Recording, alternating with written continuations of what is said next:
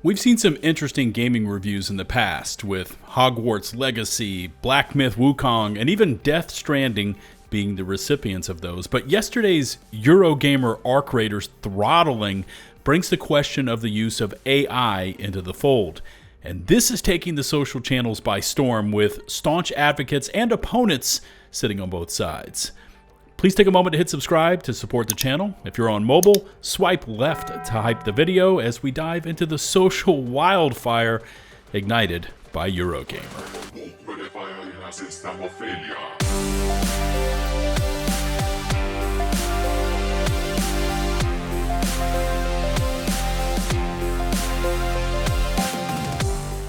Today is an interesting one for sure that involves precedent being set and a whole lot of nuance. And if you've been around me or my channel, then you know that I don't shy away from the topics that tend to turn it up a few degrees in terms of their messaging, which brings us to Arc Raiders and this article from Tassi over at Forbes.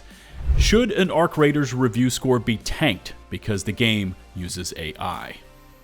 There was a really heated debate that started yesterday when a new review of Arc Raiders rolled in, this one published by Eurogamer. It's a 2-star review out of 5, which equates to a 40 out of 100 on Metacritic, making it the game's lowest score by far. So low, it docked Arc's Metascore a few points by itself and costed a few of its recent records, by the looks of it. Tassi continues on, I have always taken issue with Eurogamer's "they know what they are doing" 5-star review system, where a good 3 out of 5 is a 60 out of 100 on Metacritic, where if a big game lands a 60, those are studio shutdown numbers. But the issue at heart here is why Eurogamer scored Arc Raiders this low, and it's almost entirely because of its use of generative AI in its voice work. Pressing pause on Tassi's article for just a moment, and you as a viewer might not take stock in Eurogamer's ratings, or really any other review sites for that matter, but that doesn't change the fact that these sites like IGN, like Eurogamer, or even, say, Kotaku, these sites still carry weight, and their words, and in this case scores, do matter. I mean, they really do. You see, many times studios and the employees, the average frontline devs in those offices, have bonuses tied to average critic ratings and so on. And so when Eurogamer comes along, they decide to take a stand and they smash Arc Raiders with a 2 out of 5, amounting again to a 40 out of 100. That actually has a massive effect on the rating of the game, and it's dropped it by a few points. The reason for that 2 out of 5, well, here it comes.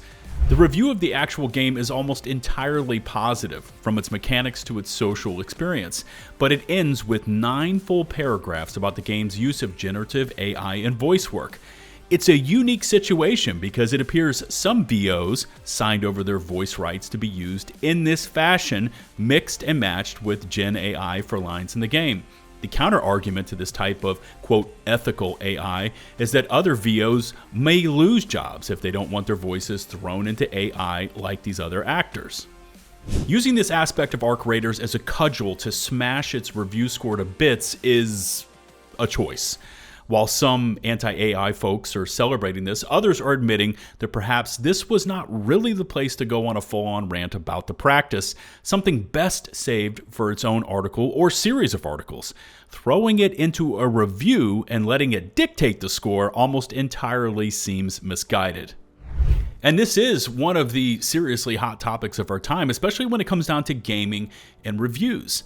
Now, famously in the past, we saw Wired give Hogwarts Legacy a 1 out of 10 based almost entirely on the views of its creator.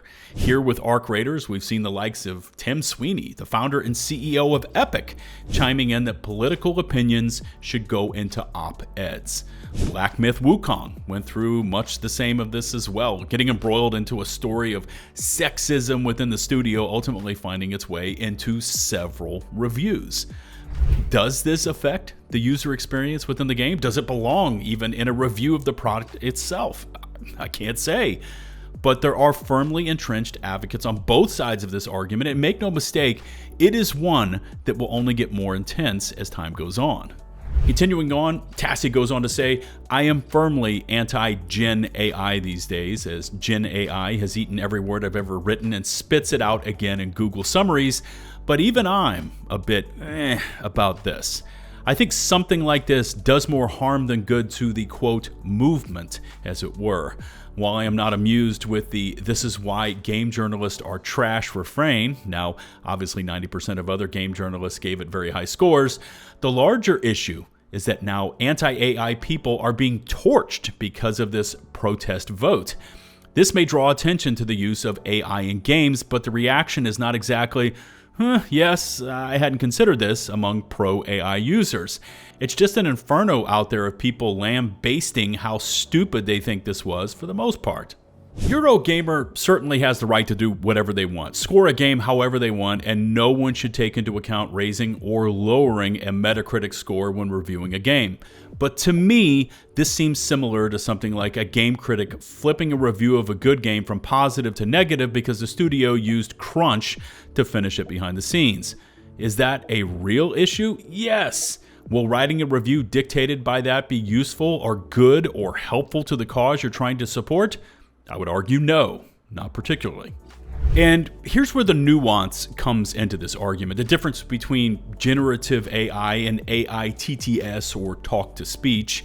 And I've covered games like Ark Aquatica quite a bit here on the channel, and their egregious use of generative AI to make one of their trailers, which was horrific to say the least, but also a case study for the argument against AI in general.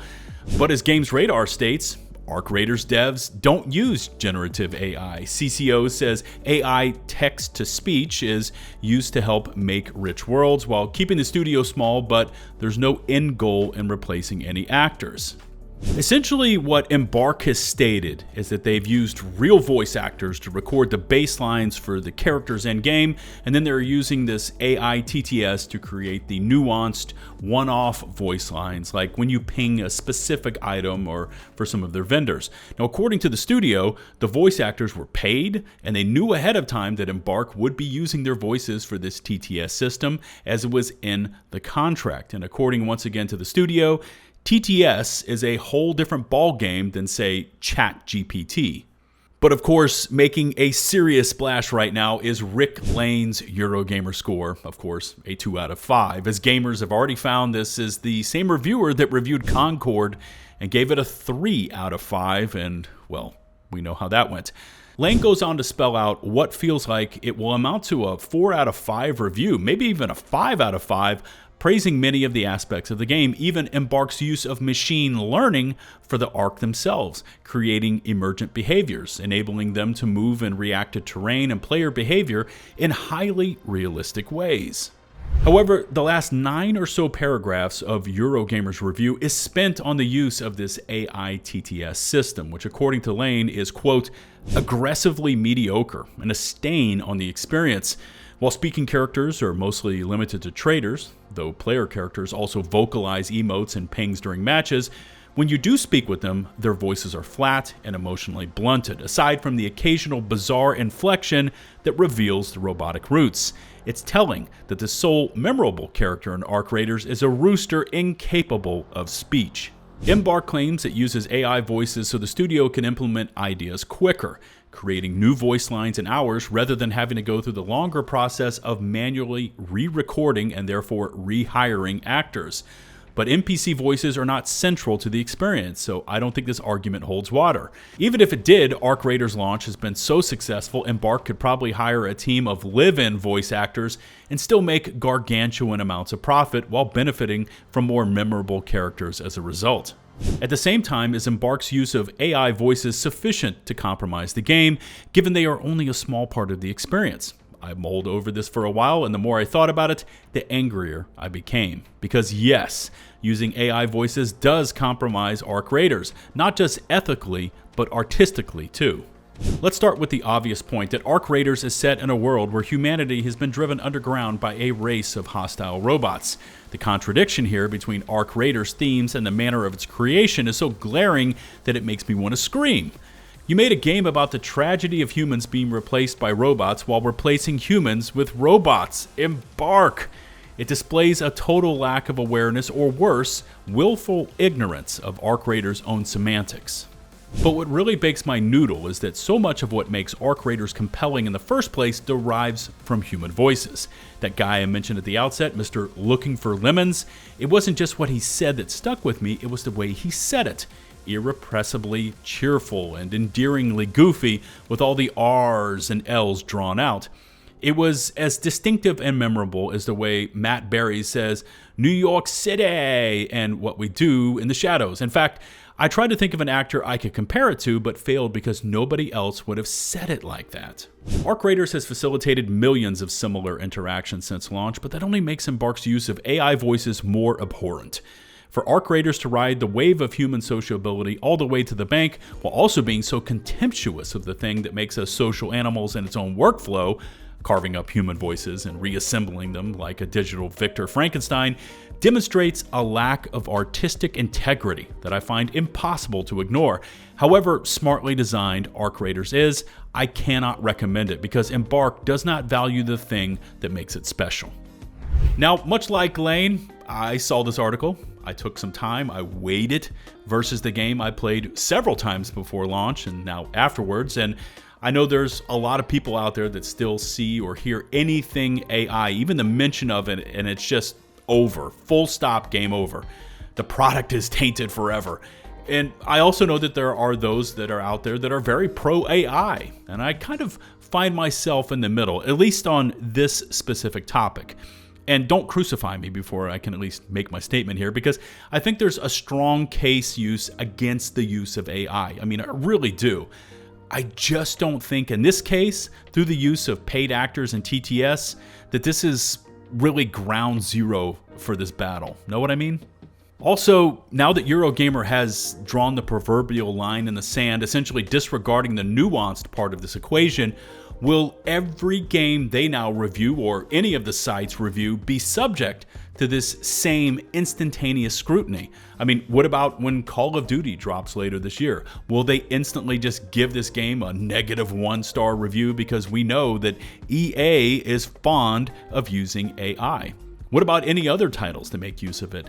Will the same precedent be applied to them as it has been with Arc Raiders?